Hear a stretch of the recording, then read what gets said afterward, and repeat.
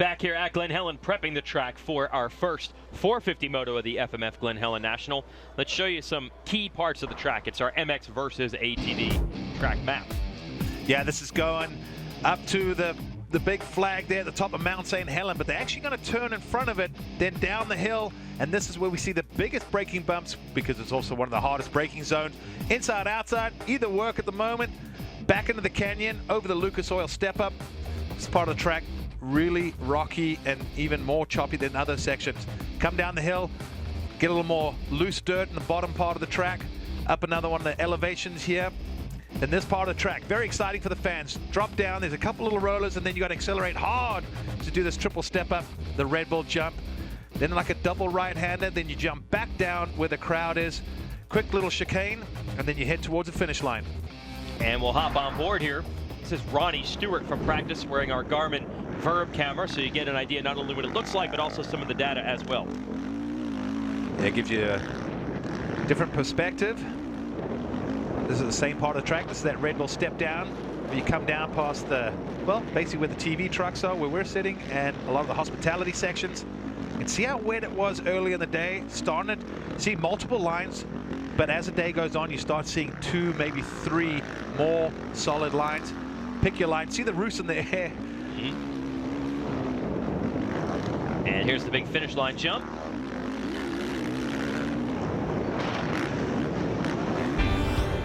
We're ready to go racing. 48, Christian Craig, who got the call up from the Geico Honda 250 team. Oh no! Craig is down. Eli Tomac has dumped it. He's on the ground. He's gotten it back up. He's been fast. Oh, he got it wrong coming. Oh, ho, ho, ho. Busquets got a good start at the 25, but Josh Grant sweeps through. Eli Tomac wins the first moto of the year at Hangtown. Between David Bailey, Jeff Ward, Doug Henry, and Mickey Diamond, there are 9 AMA National Motocross titles. And this summer, these 4 heroes of American motocross will join forces and tackle the grueling race across America. Georgia Lindsay had a chance to talk to David Bailey about it earlier today. Now, we are lucky enough to be joined by the one, the only David Bailey. Now, David, what made you want to get involved with the Across America bicycle ride? Well, it's a huge goal that wasn't a goal of mine. It was just something that I was interested in and thought was entertaining. But when Mickey Diamond did it back in 2014, I thought, man, maybe that could be done. So I thought I'd find 3 other hand cyclists, and that was difficult. Just hard to find 3 other people that think like I do. But I got up the nerve to call Doug Henry, and he said yes. I'm like, okay, well, that's a start. And then Doug thought, what if we get Mickey Diamond involved? You think he'd want to do it again? And so Mickey said yes, and Mickey suggested Jeff Ward, and I'm like, we got a team. This can be done. And what does it benefit? Who's all of this help going to? Well, I didn't want to just raise money for myself, and that's always a hard thing to do. But what I wanted it to do is be bigger than just us reaching a goal. We've all won championships. We have trophies and medals. And of course, we'd like to do it on a personal level, but how could this benefit more people? And I want it to be an inspiration to people. I also wanted it to benefit people and give them that little extra incentive, light a fire for somebody that's in a condition like Doug or myself. And so I called Jimmy Button at Road to Recovery. He's ridden his bicycle across the country. He has a foundation that helps riders that get injured and need some sort of recovery, you know, whether they recover all the way or just the help they need to have hope and get back out there and not sit around. And so Jimmy was gracious, said yes. I called Dan Gurney, and they're building bikes for me and Doug, and Shimano got involved. So the sponsors that we have, 100%, it's like we can't back out. This is happening. Well, huge best of luck to all of you. Thank you so much. It's great what you're doing for Road to Recovery, and hey, go cycling and have fun. Thank you. Thank you. All right, riders inspecting the course here. We're about 10 minutes away from a gate drop of the 450 class at Glen Helen.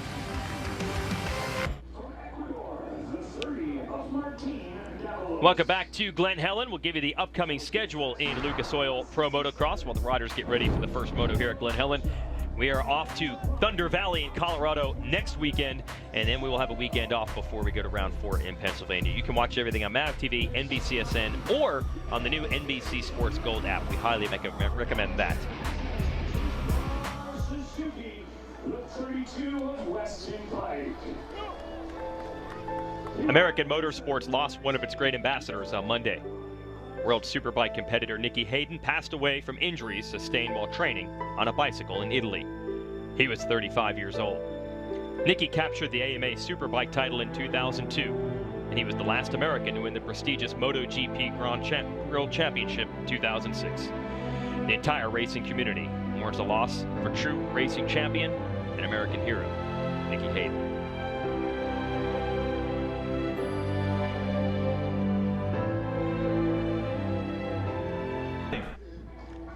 Told you FMF supports all kinds of riding, including our Privateer Power Award winner. We're going to hook up the Kiwi, Reese Carter. Great ride last week at Hangtown. Yeah, when you come all the way around the world and go race, there's nothing better than getting something, you know, a little acknowledgement for that. But if he wants to do it again, he's got to do the KTM keys to the moto. Okay. First thing is rebound race.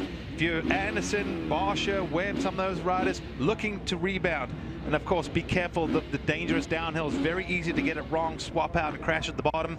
And of course, who can seize the momentum? The number 3 of Eli Tomac's got it, but if there's somewhere someone could take it, it's right here.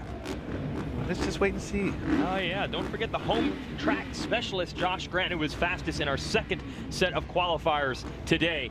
He's the teammate of Eli Tomac. So we know the Kawasaki's are running fast. Fly Racing 30-second card is up. When Nicole turns that sideways, then the riders will focus down on the gate, and they'll hit one of the fastest, longest start stretches in all of Lucas Oil Pro Motocross. Revs are up, and the gate is down at Glen Helen. Marvin Muscan on the orange 25 with a great drive, and he's going to shut everyone off into the first turn. And Muscan looks to have that motorsport.com whole shot. Great start there from Muscan. You can tell from almost an early point of view, he got a good drive. And you see the whole gaggle of riders coming through. Celia there, but Justin Heft is the rider up there, one of the young local products, and good to see him as a privateer jumping on the 450 and grabbing a second place start.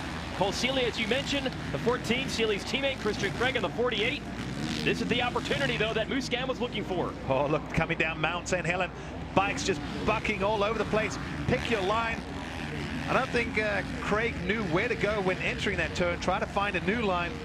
You got to make it where it works. And Seeley, talking about making where it works, he makes short work of these guys. Puts himself in prime position to go off the lead. Gets around Heft, and now Craig trying to do the same. I see one of the Kawasaki, which was, I believe, Grant, behind that group in 5th, but Tomac we have right now in 13th. So Tomac, here he is, already with mud on that red number plate. Got a long way to go if he wants to get to the front. You said this could be the type of day, the type of track, if everything broke right, for someone to stop Tomac. They've all got their opportunities now. And Tomac, we said it before, his weakness is usually his start. When he gets a start, everyone's in big trouble. When he doesn't get the start, you know, just what he's got to deal with now. You got to try to get through the pack, gets around Cody Cooper, another New Zealander. Brock Tickle now going after him. Tickle thinking, well, you know, maybe I can just tag in with the 3 and try and go to the front. But so Tomac, he's going to make it a little tougher on himself. Oh yeah, and the track doesn't make it easy as well. You see him getting bounced all over the place. He's got Cooper Webb right in front of him on that Monster Energy Yamaha, last year's 250 class champ. Hey, how about this? Muscan has a real challenge. Seeley isn't going anywhere in second, staying right with Marvin as we complete one lap here at Glen Helen. Well, Cole Seeley, another local kid that's pretty much grown up around here. Still very close with Troy Lee and that, you know, from riding with that team, wearing their gear these days. The SoCal connection. Christian Craig, son of Mike Craig, yeah, another Southern California native. So we got 3 of them here in the top 4 with Grant in the fight as well. Georgia, what have you got? Yes, Cole Seeley's had a rough bout of it recently. Crashed last weekend in Hangtown, but also prior to that, he actually tore some of his abductor muscles in his hip kind of groin area. And it's obviously pretty sore, but he's managing to be able to put that behind him right now. So he is riding with injury, but holding that second place right now. Yeah, and holding up to the pace of Marvin Muscan, staying pretty darn close. And I think the rider catching all 3 of them is Josh Grant. I was just about to say that. You took the words out of my mouth. The 33, the green Kawasaki. He's fast in these opening laps. Oh, here he is. He's going to go to the outside now. Can he get it done? A little mistake from Craig. Grant's got the drive, chops the door. Oh, JG on a move as we go back into the canyon section.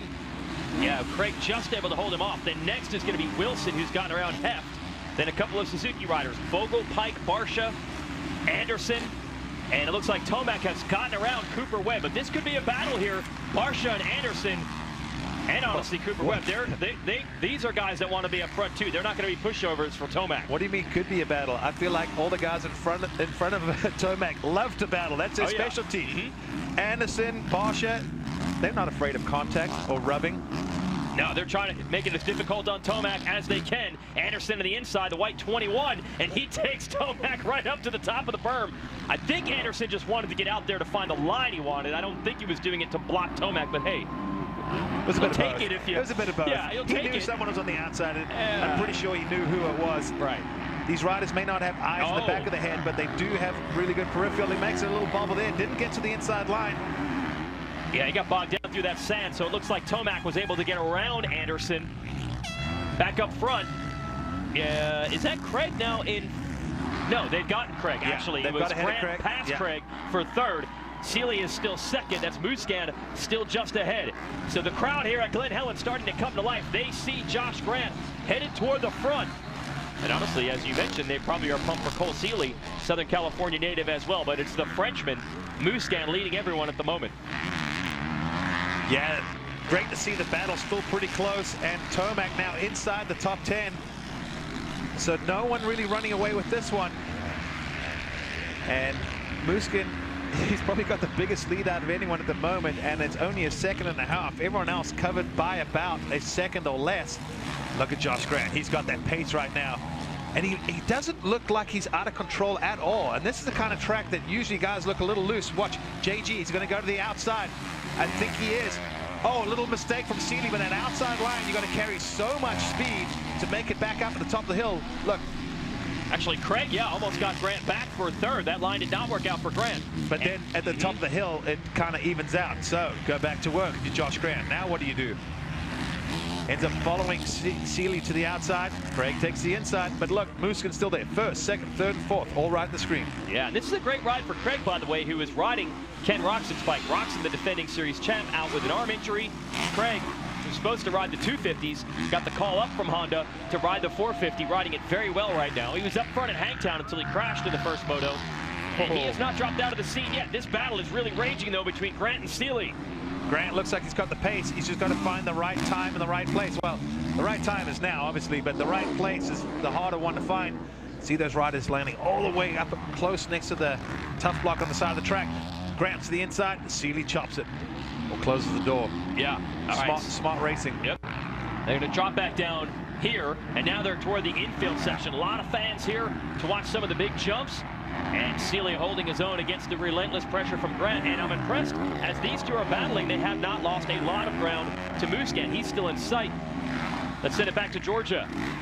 Yes, now the natural terrain of Glen Helen is amazing because these guys are able to kind of use these jumps and kind of, there's a nice hit jump that I know Josh Grant will be using really well to go over the natural hills, the natural terrain. A lot of the guys out here, they actually go out in the hills to practice and have fun. So it gives that kind of like homely feeling to people like Josh Grant where they're able to use the natural terrain in the hills.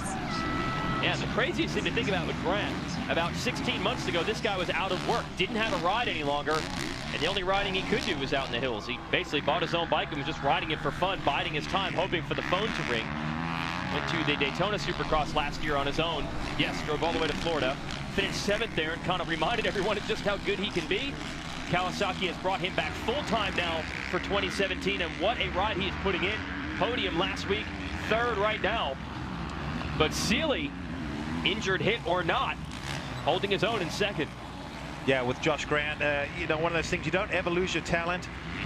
I think with some injuries and lack of results, the mental side comes into it, as now we see Eli Tomac. And we know he's got the mental game as he's chasing after Justin Bogle. Nice ride for Bogle. 6th place at the moment. Can he hold on to it? Look at Tomac to the outside. We've seen how far you got to go wide out here. Rails it. That turn just a little too far outside basically the guy on the inside would have to make a mistake and not get the drive up the hill. Now we see them cross lines. Tomac's coming down towards the outside. He's already got the pass made. He just cannot blow the exit of the turn, and he doesn't. Nice move by Eli. That's sort of his specialty. We've seen that when he's coming through the pack. He's the kind of guy that likes to leave the brakes and just carry the momentum and take the long way around everyone. So that's now 6th place for Tomac, and maybe the more important number is 11. 11 seconds between Tomac in 6th and this man, your leader, Marvin Musquin, on the Red Bull KTM. This could be the opportunity Musquin needed, although the situation was about the same in Moto 2 last week. Tomac was able to get him, but a little bit cooler temperatures today. I don't know if Tomac's going to be able to wear everyone down like he did a week ago. So Musquin going to try to take the Moto win and be his first ever on a 450 here outdoors. But there's a long way to go here at Glen Helen.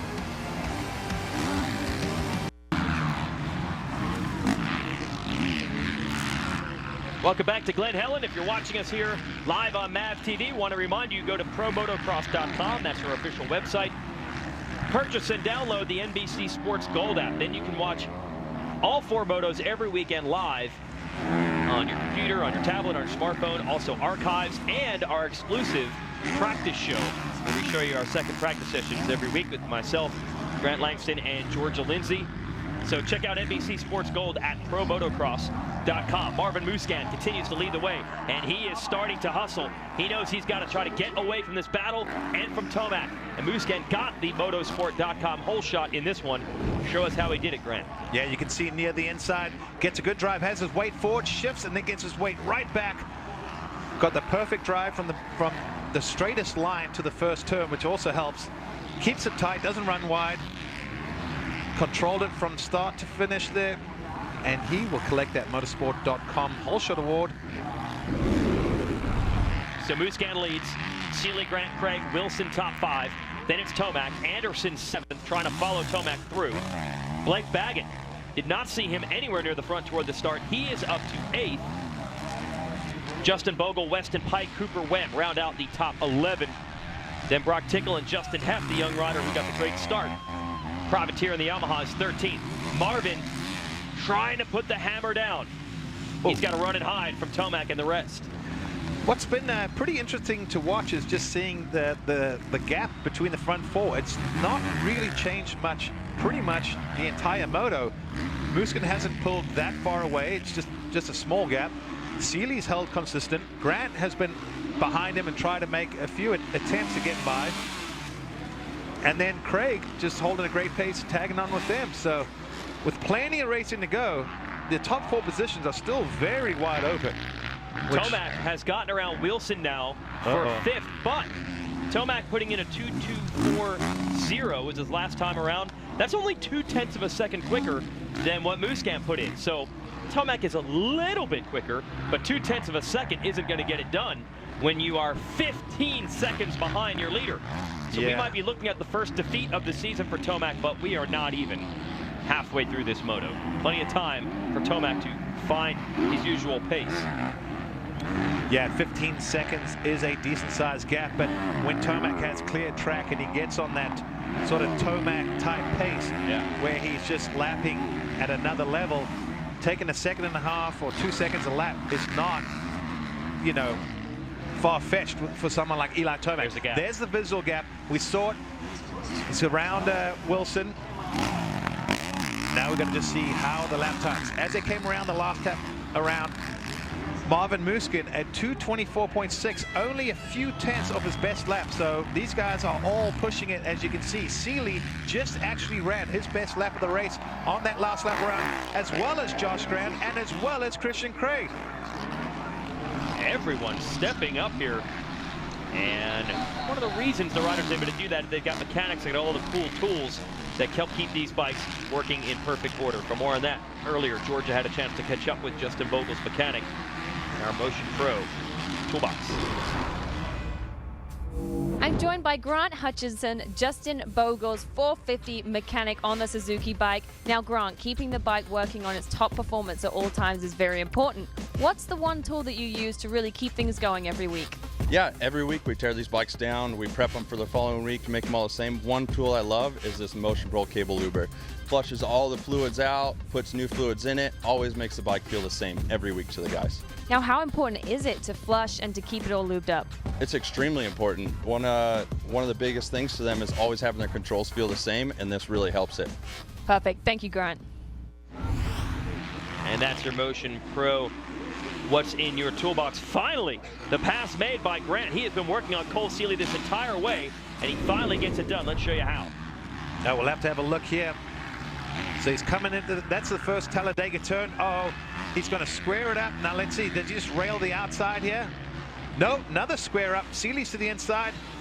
Well, that's one way to get it done. Just run. Wow. And he goes and hits that cush on the outside, able to bank off. Sometimes with the way this track forms, you start doing that kind of stuff as we see a Geico rider battling in there. What is the time, Jason? Yeah, good timing for Christian Craig. Got the Geico logos, makes the pass. 15 minutes into this moto.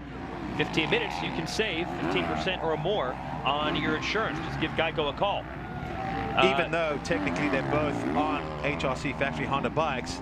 Yeah, Craig is contracted to the Geico team. You see the logos on the jersey, which is to ride for the 250 team. Yeah, stepping stone team, or you know, the 250 factory program. Just like Star Racing is to Yamaha, Pro Circuit is to Cowie. Yep. Yeah, they usually have those satellite teams to run the 250 operation, but they had a need for a 450 rider with Ken Roxon out for the summer. They'd given Craig the bike, and he might put it on the podium here in this moto, up to third. As for Seeley, all the injuries he's been dealing with, and I don't think he's been able to ride much during the week. So maybe half of this moto is all the lead-type pace he had in him. We'll see if he can hang on. If you're Seeley, though, you better try to keep going fast because you know Eli Tomac's going to be coming in fifth. But still not the same level of charge from Tomac that we saw a week ago at Hangtown. He's going a little bit faster than these riders. The 2:24.6 the last time around, but Grant did a 2:24.7. Yeah, so for Tomac, he's pushing, but, well, you know what, so is everyone else. We get around one of the lap riders trying to figure out which way to go, probably to get out of the way. So we have a look now.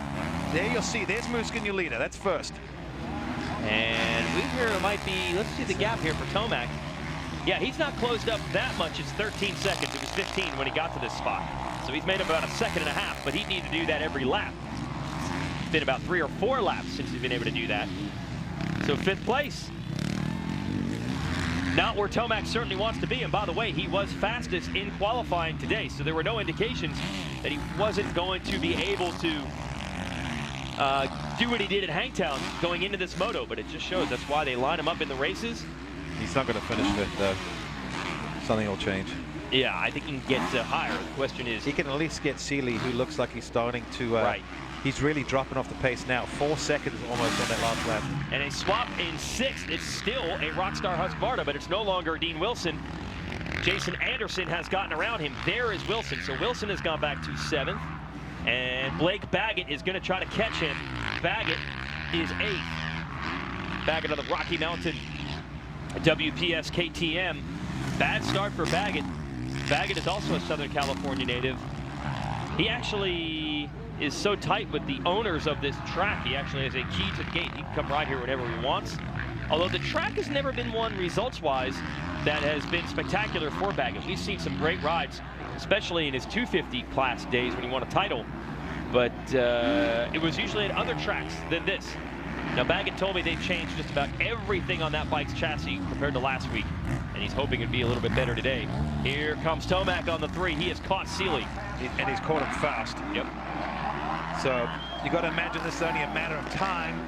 But then once, if he gets around Seeley, there's almost 10 seconds to the leader, but it's less than 7 to Craig and less than 5 to Grant. So, you know, we know how Tomac can go. There's 10 minutes plus 2 laps. So plenty of time for some shuffling in this top 5, which I predict will happen. This is where Tomac is going to earn his money. You get into the 20-minute mark of these motos. These guys got to be getting tired. This track is rough. Let's see how deep Tomac can dig. Getting Seeley, I think you're right, the way he caught him. You'd have to imagine you'd be able to do that. Can he get anyone else also? Seeley just going to hug the inside here. Oh, Seeley almost didn't get that leg out. Yeah, he's starting to look like he's making a few mistakes. And like you said, Jason, just maybe not 100% focused and fit. And that's what happens late in these races. You're trying to do your best, but little mistakes can happen. And look at that, Tomac just, oh, that was close there. Yeah. The lines came together at the exit. Hey, but credit to Seeley for fighting him off, even if he's feeling a little rough with all the injuries he's had as of late. He could have just let Tomac go there. He was stuck on the outside. Nope, Seeley wants to fight for it. This is good to see. Yeah, as a racer, you never want to roll over, no matter what the situation. It's a good job from Cole for trying to fight for this one. Because, you know, if you don't want to roll over. I mean, if the guy behind you, like Tomac's ran out of tear-offs, or he tries so hard to get around you, he makes the mistake and tipples over. I've had it on both sides where, you know, trying to fight someone cost me, and other times I'm glad I did, because they ended up trying and getting frustrated, made their own mistakes. So, you know, you don't ever want to just roll over. If it was lap 1 or 2 or something, it's a little bit different. Rather follow the guy and see if you can learn from him. But at this point of the race, you're trying everything you can to stop him. But, Tomac, talk about a gutsy move. He was committed. Oh, he was tired of sitting back there. He found the opening. But that proves your point. I mean, Tomac has to start rushing things to make that pass, and sometimes bad things happen. So credit to Seeley to try to hold him off, but Tomac is now to 4th, and he's got 4 seconds to try to make up on Craig, who is in 3rd. But he's still 11.5 seconds behind Musquin, who's trying to collect his first ever moto win on a 450. He's won a whole bunch in the 250 class. Musquin was actually battling for the title in that division just 2 years ago. So Eli Tomac, can he salvage a podium here at Glen Helen? We've got 8 minutes and 2 laps to find out.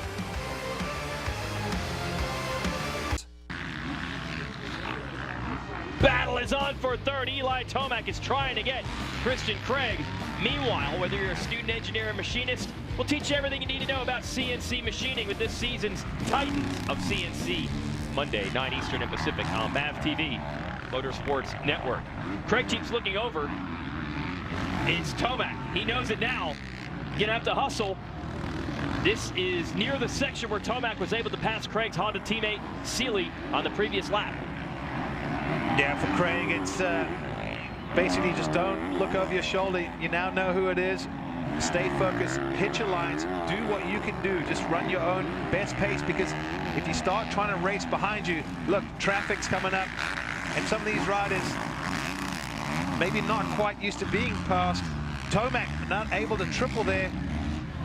I think that was because that lapper was in his line, and that's a problem when you catch a group of lappers together. It's a little bit different when there's one, because they can move out of the way. When there's multiple, they don't know which way to go either. Oh, Craig gets cut off again. Oh, but Tomac not able to take advantage, so Craig's still ahead here on the red 48. This is your fight for 3rd. Josh Grant all alone in 2nd, 4.5 seconds behind Musquin, who is the leader. Tomac takes another shot at it, gets a face full of roost from Craig. Craig doing a great job holding Tomac off. Tomac gonna charge super hard around the outside. Can he make it happen? Wow, that's just hitting it through that section. That's his move, man. Anytime people try and shut the door or ride protective, he just likes to go around the outside, carry that speed. So Tomac's up to 3rd. And by the way, what that actually does is if the moto had ended and Musquin won and Tomac finished in 4th, if that had happened, Musquin would actually be the points leader at the end of this moto. I know it's pretty early in the season to talk about points. What I'm illustrating here is what a turnaround from 1 week ago, where Musquin and everyone else was trying to figure out how to solve Tomac. They might have done it in this moto, but there's still 4 minutes 50 seconds, and 2 laps to go. It's not over yet, and you can see that Tomac is definitely on the charge. And don't count out Grant, who's still there lurking in 2nd. Yeah, Grant's only just over 4 seconds off the pace, and you saw him in the background. And with Tomac's pace and the way he picks it up at the end of the race, I wouldn't count anything out. I mean, I gotta think that the front 2 are gonna be able to, you know, if nothing else, they'll keep their positions. Grant looking very hungry. The gap between him and Musquin is it's been a bit of a yo-yo. It's kind of crept up a little, dropped. It's gone from like 3 to 4 to 3 to 4 seconds constantly. We'll see what happens when they cross the finish line. There's that muddy straightaway. Landia hit the brakes, scrub the bike. See them high. Looks like they try and turn it. That's a stay low. That triple, we stood on that, Jason. It goes from a pretty big peak takeoff at the finish line to a little round roller landing. So the guy's trying to scrub it. There's Josh Grant. The gap now 5 seconds even. So Marvin able to pull out a few more tenths. And there's Tomac. He has closed on that last lap around. Took out about, maybe about a second on Grant. I think the two Musquin stayed about the same. Yeah, it's still 12.5 seconds between Musquin and Tomac, so barely any progress at all. 1 point, Tomac was down 15 seconds, so he's made up 2.5. And Craig he's not rolled off either. No. He's just in the background there too. Oh, the Honda guys have to be happy with Craig filling in for Ken Roxon, putting in these types of rides, flirting with a podium finish here on the Honda. Here's the gap again. Grant just motored by. Now you'll see Tomac. That's still a pretty big gap. Tomac's going to have to really work for it. And as always in Lucas Oil Pro Motocross, we run 2 motos and average of 2 finishes. If Tomac finishes up third in this one, it's going to make it that much harder to win the overall for the weekend, even if he wins the second moto. But that's later. That's over an hour from now. Right now, the full focus is on this one, and Tomac digging deep to try to get the 2 riders in front of him. Yeah, you got to imagine though, if you're Marvin Musquin or Josh Grant, there's no excuse if Tomac runs you down at this point in the first moto. Of course, anyone can make mistakes, and Tomac can really find another gear. But you got to think, Musquin's got a 6-second lead over Grant. He's got a 6-second lead over Tomac. 2 minutes plus 2 laps. Ooh, you can see that section's going to get trickier and trickier. See how when they land in there, they're trying to absorb, meaning not bounce back up. But the problem is the pegs are starting to drag the ground, and we've seen that. That's why you get that panic rev. Once the pegs start dragging in the ruts, wants to throw the bike forward. So Marvin Musquin, 14 career moto wins in the 250 division. Last year, his first season on the big bike, did not get one. So this would be his first 450 moto win if he can hang on. And it could be a tail of the clock finish line coming up. And a minute and a half to go. So I think it's going to be 2 laps to go the next time around. Georgia, what are you hearing on the 25? Yes, the mechanics area is on fire as we speak, literally. You know, Really? but the guys are out there, you know, Frankie Latham, Marvin Musquin's mechanic, is waving down before Marvin gets there to let the lappers know, hey, the leader's behind him. So there's a lot going on, a lot of shouting, but that's his main focus, is to get Marvin Musquin over that line first. Well, they're in position to do it right now. He has opened it up to 7.9 seconds on Grant. So Musquin picking up the pace down the stretch and fleeing from the 2 Kawasaki riders, and you could see it. Marvin, known as a very smooth, very calculated rider, but he is letting it hang out right now. Well, that's Marvin letting it hang out. It still looks very calculated and controlled. He's the expert of, as I like to say, it reminds me of a little girl going through the park. It's a hop, skip, and a jump. But that's how he avoids all the rough stuff. He hops over one, skips this one, you know, jukes and jives. But it's fun to watch. His wife, Matilda, will be on the side, chewing her nails off as usual. There she is. The 2 of them have been traveling the world since they were just teenagers. Look, she can't keep still, wearing her Nikki Hayden hat. That's cool to see. Yeah. A lot of the Red Bull athletes having a very direct connection as well. Musquin. Oh, that's perfect landing of that jump, stretching it to 8.1 over Grant, and Tomac not closing in now at all. The lap times are identical between Musquin and Tomac, so Marvin might have this one. Got to keep it upright for 2.5 laps. Yeah, here is the distance. He's got it. You can tell right now he's making a rough track look smoother than it is, because he's just, you know, doing that technique of skipping just about everything.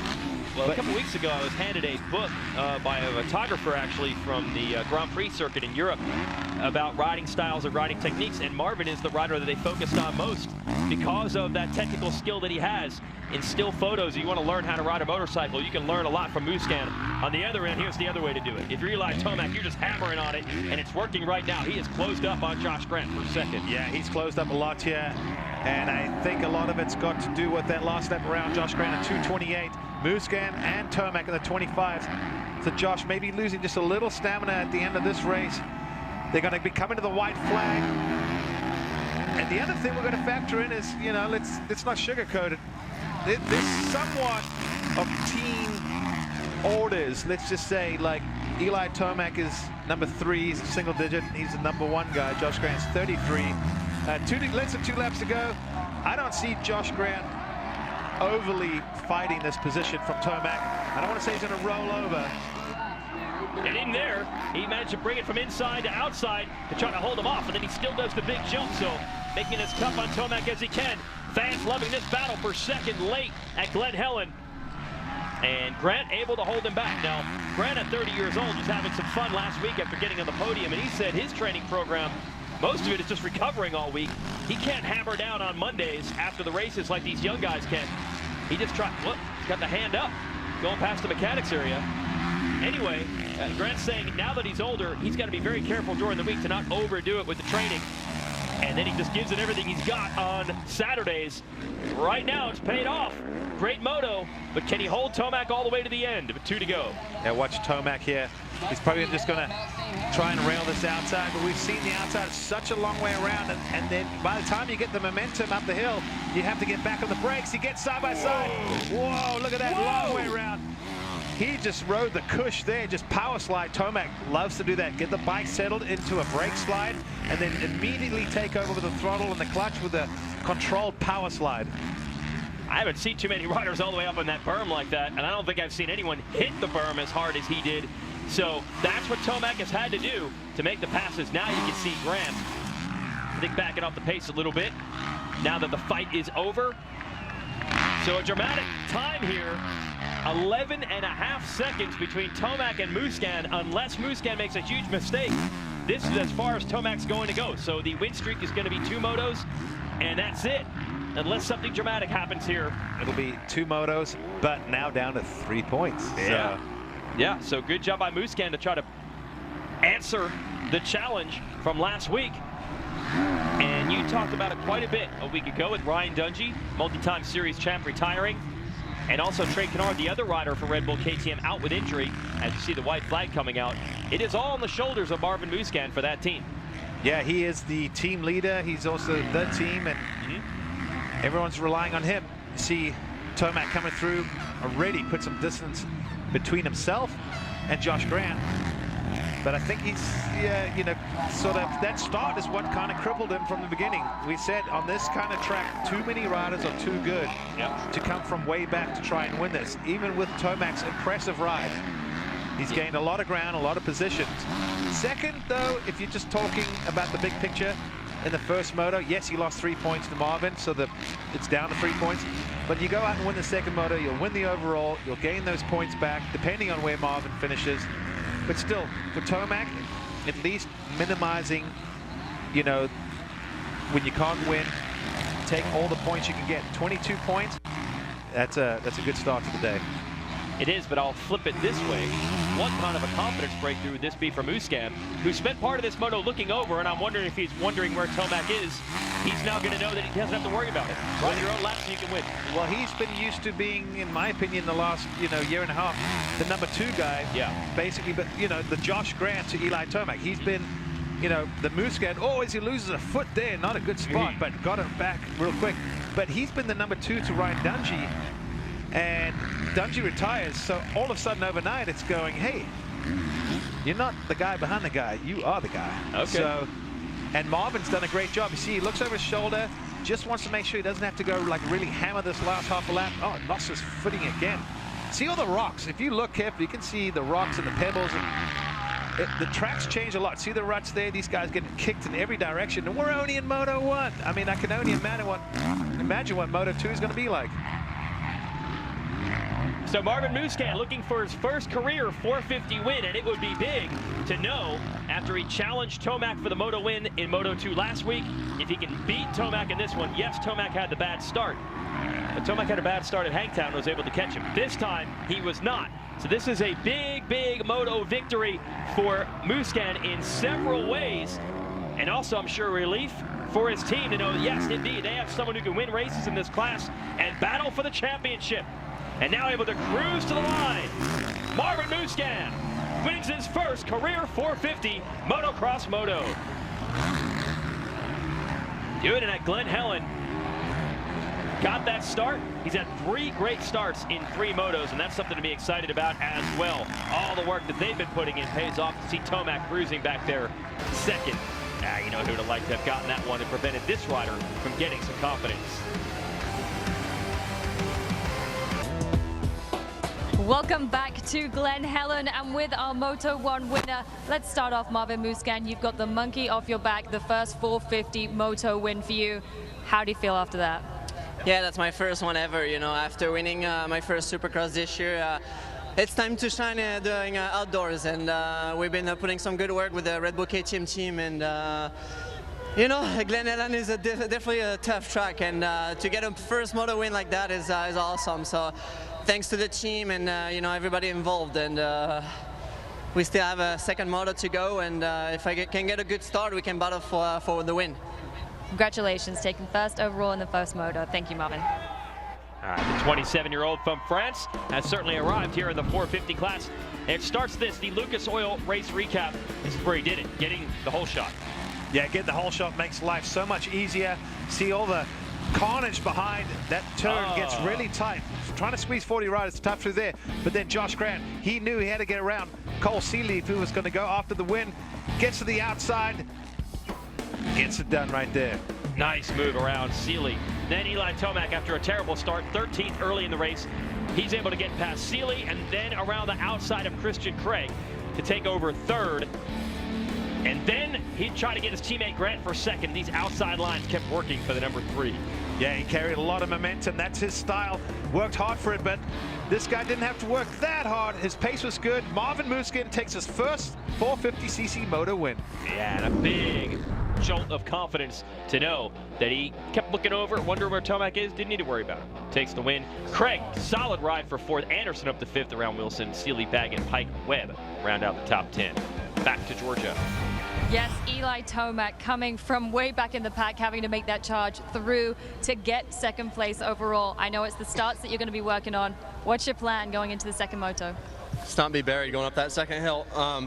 No excuses though, you know, we have the long start here, so it was all on me that time, and Marvin got out front there and ran away with it, so you got to be close to the next race to compete with him. Feeling good as the laps were going, but like I said, too far back. All right, best of luck in the 2nd moto. Thanks, Eli. All right, and we will have 2nd motos later today, and we'll determine the overall. We'll have our next race next weekend. We're always live for their first motos right here on MAV TV. Thunder Valley National in Colorado. Live MAV TV next Saturday, June 3rd, 3 p.m. Eastern Time. We'll kick off 2 straight hours of coverage here on MAV TV, and let's send it back to the podium. Yes, Josh Grant, what a performance you put in there, taking 3rd overall in the first moto. I know this is your home race. You've got all your fans, friends, family, everybody is out here today. How was it, the pressure of being in the top 3 for pretty much the entire race? Yeah, it was nice. Obviously, we got to get a good start, but I'm just glad to be in front of all my hometown fans. You know, it's pretty rad to hear everybody screaming and got all the banners and stuff. It's awesome. So to be able to do this for how many years I've been doing it and still have that support, it feels good. Well, congratulations and best of luck in Moto 2. Thanks. And they'll get to cheer Josh Grant again in our 2nd motos later today. And then we mentioned next week we will go to Thunder Valley in Colorado. That's a very good track for Grant as well.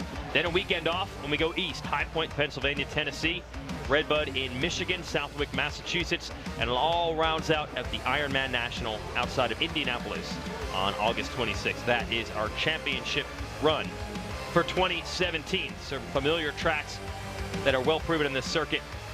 None more so than Glen Helen, a track that every rider has logged a lot of time on. And Grant, you said that means you have to get a good start here because you can't pick up that ground when everybody rides that well. Go back down to Georgia.